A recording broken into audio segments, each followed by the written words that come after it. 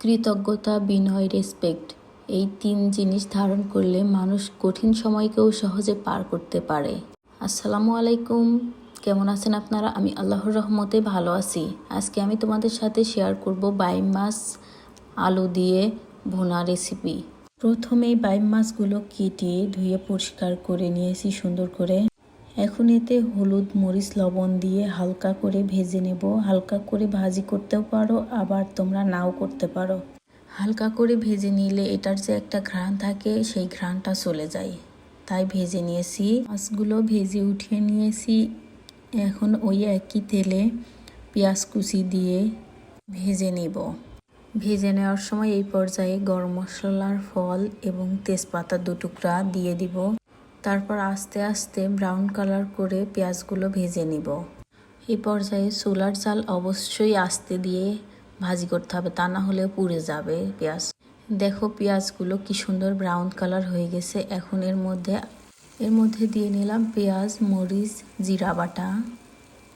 জিরে সুন্দর করে নেড়ে নেব একটু। কাঁচা মশলাগুলো আগে কষিয়ে নিয়ে একটু তারপরে গুঁড়া মশলাগুলো দিয়ে দিব। সুন্দর করে কষিয়ে নিয়ে কষানোর এই পর্যায়ে এসে দিয়ে দেব কিছু কেটে রাখা পাকা টমেটো। টমেটো দিলে কিন্তু তরকারি অনেক মজা লাগে। কিছুক্ষণ ঢাকনা দিয়ে কষিয়ে নিব তরকারি। রান্না করি এবং তোমাদের সাথে কিছু গল্প শেয়ার করি। কৃতজ্ঞতা, বিনয়, রেসপেক্ট এই 3 জিনিস ধারণ করলে মানুষ কঠিন সময়কেও সহজে পার করতে পারে। কারো ক্ষমতা দেখে ভরকে যেও না, এই ক্ষমতা চিরস্থায়ী না। কেউ যদি ক্ষমতা দেখায় পাশ কাটিয়ে যাও। তুমি বেঁচে থাকতে হয়তো দেখবে সে তোমার কাছে সাহায্যের হাত বাড়িয়েছে। গায়ের শক্তি দেখানো বহু মানুষকে দেখেছি 40 পার হতে না হতেই নিস্তেজ হয়ে গেছে। উঠে দাঁড়ানোর শক্তিটুকুও হারিয়েছে। অথচ যখন গায়ে শক্তি ছিল কাউকে রেসপেক্ট করেনি, এখন তাকে রেসপেক্ট করার জন্য কেউ নেই।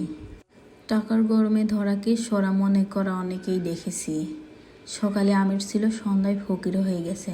চোখের সামনে এমন অনেক পরিবার দেখেছি যারা হয়তো ঠিকমতো খেতে পারেনি, কিন্তু একসময় কোটি টাকার মালিক হয়েছে। আবার দেখেছি বহু পরিবার সম্পদ হারিয়ে শূন্য হাতে ঘুরে বেড়াচ্ছে। কখনো কখনো দেখে ও শুনে এড়িয়ে যাও। জবাব দিলেই সবসময় জয়ী হওয়া যায় না। শুনে হজম করতে পারলেই অনেক সময় জয়ী হওয়া যায়। পৃথিবীর প্রতিটা মানুষেরই একজন আপনজন থাকে, সেটা হলো নিজের আত্মা। আত্মার সাথে বন্ধুত্ব করো, কথা বলো, আড্ডা দাও, আনন্দ করো। যে অন্যের পরিচয় নিজেকে শক্তিশালী করতে চায় সে মূলত দুর্বল। তাকে এড়িয়ে যাও। তার কাছ থেকে কিছুই পাবে না, কারণ সে নিজেই নিজের পায়ে দাঁড়াতে পারেনি। আত্মপরিচয়ে বড় হও। সবসময় কঠিন সময়ের জন্য নিজেকে তৈরি রাখো। তোমাদের সাথে গল্প করতে করতে আমার রান্না কিন্তু শেষ হয়ে গেছে। এভাবে তোমরা চাইলে একদিন রান্না করে খেতে পারো বাইম মাছ। অনেক সুন্দর লাগে এভাবে। আল্লাহ হাফেজ।